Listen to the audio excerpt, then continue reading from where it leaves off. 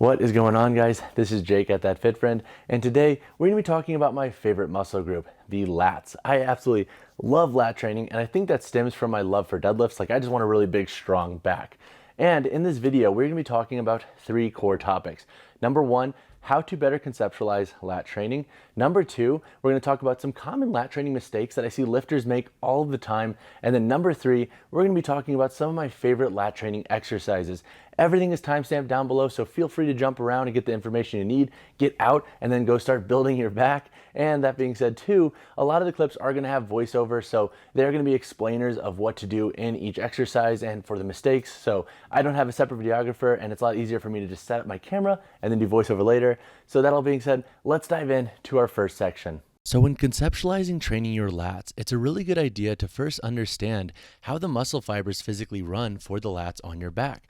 So the muscle fibers run in this like upward diagonal pattern, and then the muscle inserts on the bottom of the humerus. So that being said, when we're talking about lat training, that's why it's incredibly important to make sure that we're using patterns that hit the muscle fibers we're going for. And so when we think about lat training, we can actually create different rowing patterns to hit different divisions of lat fibers. So when we are rowing for lats, what we want to think about is keeping that hand neutral and not out like this. When we're having that hand more pronated and outwards and having that elbow up, we're going to be hitting more upper back. What we want to do is have a more supinated or neutral grip so we can keep that elbow tight to the body. That's going to allow us to better hit the lats, and then we can start angling the angle of our pull to start hitting different lat fibers. And we'll talk about how to bias your middle and lower divisions of lat fibers in the exercise section of this video.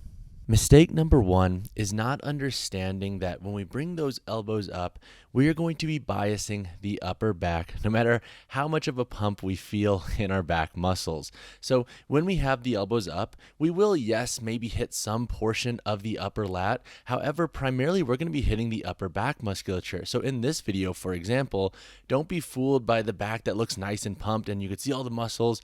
What we're really doing is just primarily focusing and biasing the upper back. So mistake number one is understanding that when we flare our elbows up to row, we are actually going to be biasing the upper back and not the lat fibers that we're likely trying to train. The second mistake is falling into the trap of thinking that more range of motion equals more hypertrophy for the lat specifically. So I see lifters make this mistake all the time. They move through this huge range of motion, and what ends up happening is we end up losing out on some of the tension we could actually be creating for the lat fibers. In order to drive hypertrophy forward, we need high levels of mechanical tension that are edging the muscle closer to failure in a progressive means. When we're doing this really aggressive range of motion, especially like watch this concentric, how I'm rotating and pulling that humerus way past the torso, I'm losing out on tension that I could be creating for the lat fibers specifically. So we need to work through a productive range of motion that is going to help drive that hypertrophy needle forward. That does not mean you necessarily need a ton of range of motion in order to do this. So when in doubt, think about stopping your humerus, that's the upper portion of the arm, around parallel or equal with the body. If you go a little bit past it, that's totally fine. But the more you row past the body, the more you're going to lose out on that tension that we could potentially create on the lat fibers. The third mistake is using suboptimal training tools. So we all have this little V handle in our gym, and the reason it is not great for lat training is when we look at the width of it, and when we look at our body and the rowing pattern that we're trying to hit, when we are getting to that in range of motion where we can get a lot of productive tension on the lats, that more narrow handle is going to start pulling our shoulders in and create more of an upper back bias, because then our elbows are going to flare out to accommodate for this range of motion. So if you do not have a proper lat training setup in your gym, something that I like to use is this bar that goes across that we often use for tricep extensions and curls, and then strapping two individual handles on it. This is going to allow us to pull with a slightly wider orientation and keep the hands more neutral or supinated per the needs and demands that we are going for our training stimulus. The fourth mistake is falling into the ideology that we need pull-ups to build bigger lats. Will we get a training stimulus for the lats from pull-ups? Yes. However, when it comes to muscular hypertrophy, they can actually be a little bit limiting in nature, because with the line of the pull, with that vertical pull, we're not going to be able to hit a large majority of the lat fibers. Plus, with that pronated grip, we're not going to be able to track that elbow super tight to the body. So we are going to have a slightly more high upper back bias throughout a lot of the range of motion in the pull-up.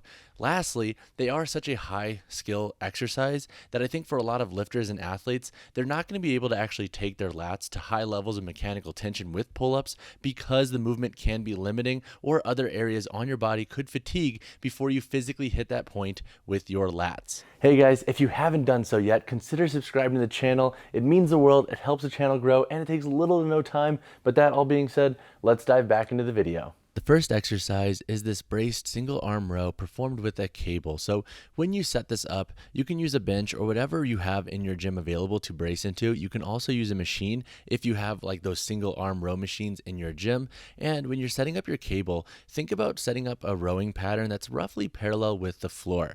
Now, why I love this variation is with that external stimulus, so that thing that we're bracing into, we can really push into it as we row. So we can really focus on what our lat is doing and work through a really productive range of motion. So when you're rowing, I want you to think about keeping your elbow down and then pulling it back. So almost like depress the humerus and pull it back.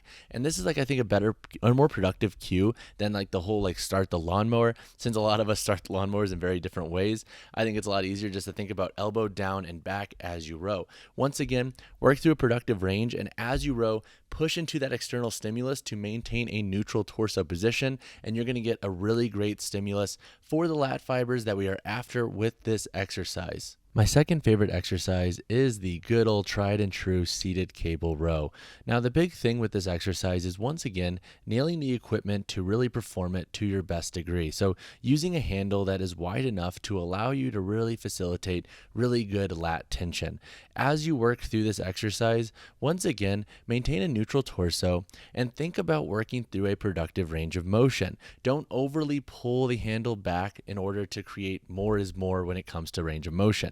We need to work through a productive range to hit these middle/upper lat fibers that we're after with this rowing variation. The chest supported lower lat row is one of my favorite variations for hitting the lower lats. So when you're setting up your bench, set it on one notch lower than what like a more vertical upright seat would be, and then set your cable to probably the highest notch depending on your cable machine. When we look at our arm angle, we want to have like a more upright diagonal arm angle. So as we row, think about driving those elbows down and back similar to our other rowing variations.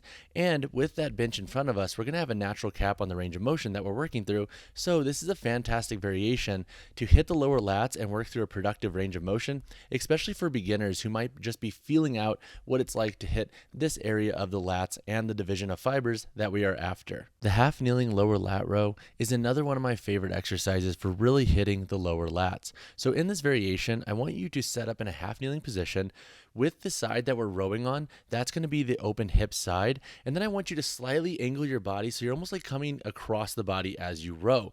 So when you are rowing, think about driving that elbow down, pulling it back, and then keeping that humerus in line with the torso. If it helps, you can even do a little bit of like lateral compression or like a lateral crunch on that side you're rowing into.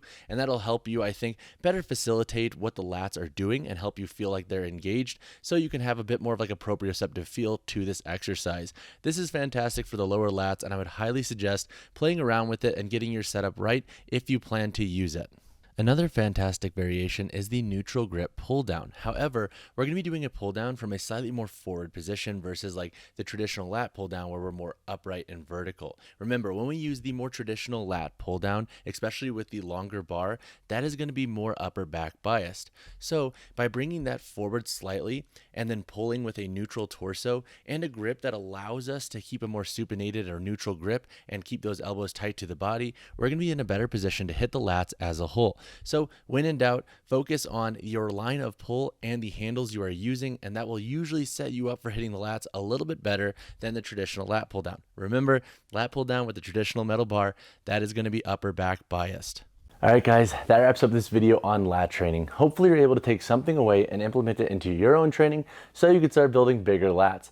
If you have any questions on this video, drop a comment down below or reach out to me personally, whichever you prefer. And as always, guys, drop a like on the video, subscribe to the channel. I will see you guys in the next one.